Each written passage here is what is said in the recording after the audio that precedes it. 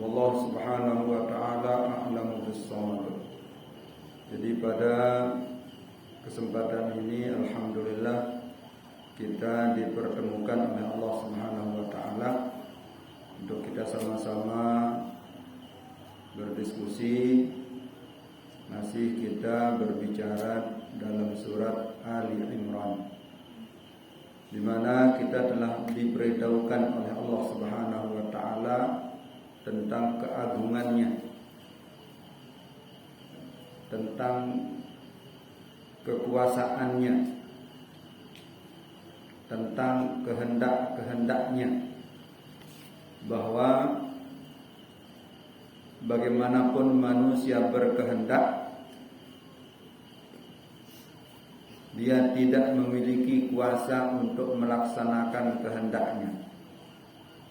Namun Allah Subhanahu wa ta'ala sangat berkuasa, maha kuasa untuk melaksanakan kehendak-kehendaknya.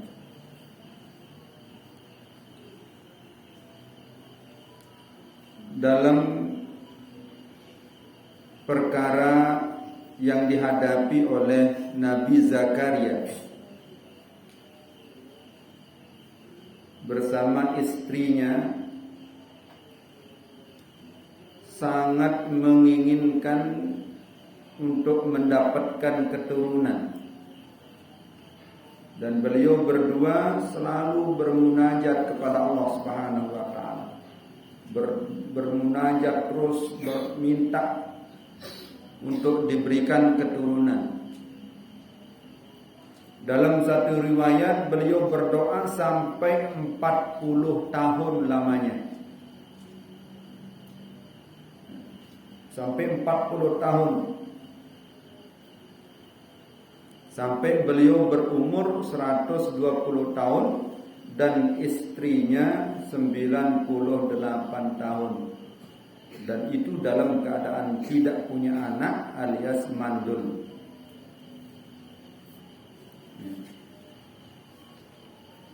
Dan dalam usia itu beliau diberikan anak oleh Allah Subhanahu wa taala. Pertanyaannya, kenapa tidak dari awal beliau diberikan ketika masih muda? Nah, ini ulama menjawab, inilah salah satu cara Allah menunjukkan kekuasaannya kepada hamba-hambanya. Dia berkuasa atas segala-galanya. Secara hukum medis atau hukum kesehatan itu sudah tidak akan bisa melahirkan, tidak akan bisa pembuahan kalau orang sudah berumur lanjut seperti itu, 120 dan 98, itu sudah tidak bisa hamil, apalagi mau melahirkan. Jadi menurut pandangan manusia seperti itu. Namun Allah ingin sampaikan kepada kita, itu menurut pandangan manusia, tapi menurut Allah tidak ada yang tidak mungkin, tidak ada yang mustahil. Allah selalu mampu, Allah selalu bisa. Dan apa yang dikehendaki sama Allah itu pasti akan terjadi. Pasti akan terjadi apa yang dikehendaki oleh Allah.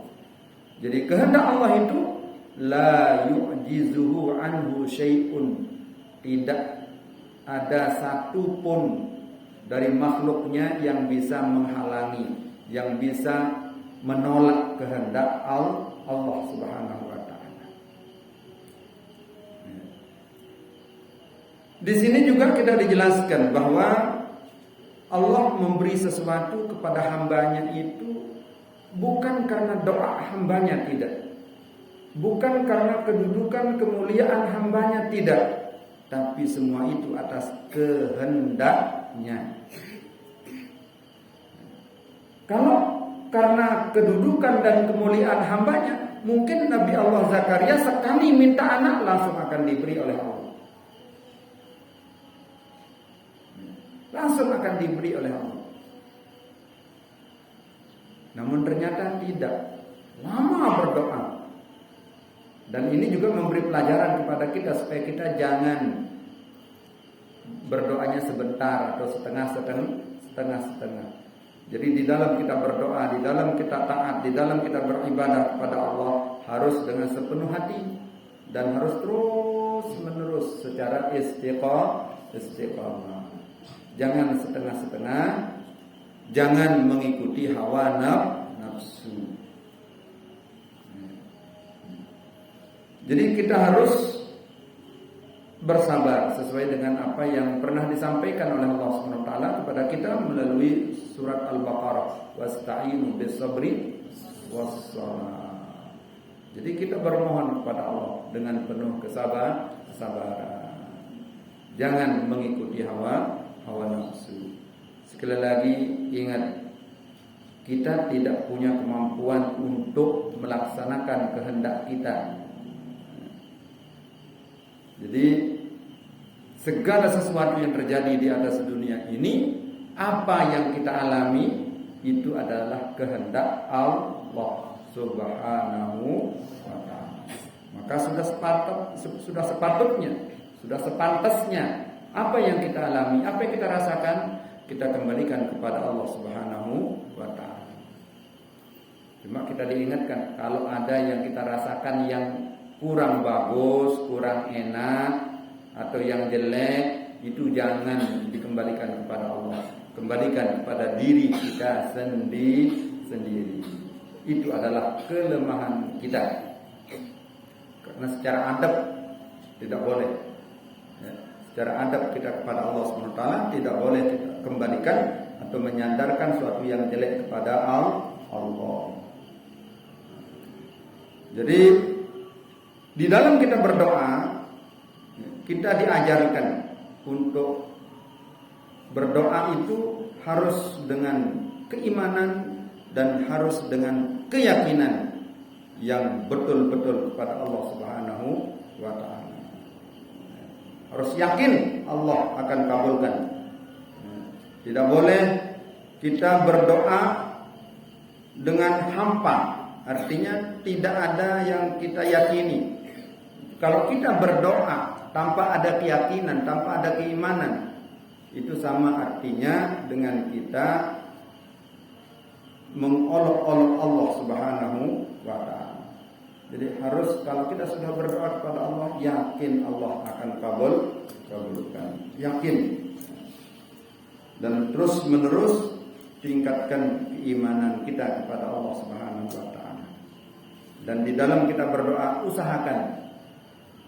usahakan berdoa di tempat-tempat yang mustajab, seperti di masjid, atau di depan Ka'bah misalnya. Kalau kita punya kesempatan pergi ke Makkah, mudah-mudahan di tempat-tempat yang mustajab, dengan doa-doa yang telah diajarkan kita dalam Al-Quran, dalam hadis maupun dalam kaul-kaul ulama.